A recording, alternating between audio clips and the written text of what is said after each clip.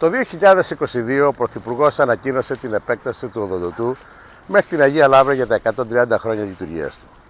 Σήμερα αντί για επέκταση έχουμε αναστολή λειτουργίας επαορίστων. Ο οδοντοτός δεν είναι απλώς μια γραμμή τρένου. Είναι ένα ιστορικό μνημείο 130 ετών και ένας βασικός πυλώνας του τουρισμού για τα Καλάβρητα και την ορεινή Αχαΐα. Και την ίδια στιγμή η Πάτρα συνεχίζει να περιμένει το τρένο που εδώ και χρόνια εξαγγείλεται, αλλά δεν φτάνει ποτέ. Αλλά προκύπτουν και άλλα ακόμα ερωτήματα. Πόσο ασφαλές είναι συνολικά οι συνδρομικές υποδομές στην Αχαΐα και εν τέλει υπάρχουν ανταλλακτικά για την ασφαλή λειτουργία του οδοντοτού? Ο προαστιακός από την Πάτρα μέχρι την κάτω Αχαΐα κινείται με πολύ χαμηλές ταχύτητες και η εικόνα των υποδομών δημιουργεί εύλογες ανησυχίες στους πολίτες. Η ασφάλεια είναι πάνω απ' όλα, όμως η Αχαΐα χρειάζεται σχέδιο, συντήρηση και σύγχρονες υποδομές.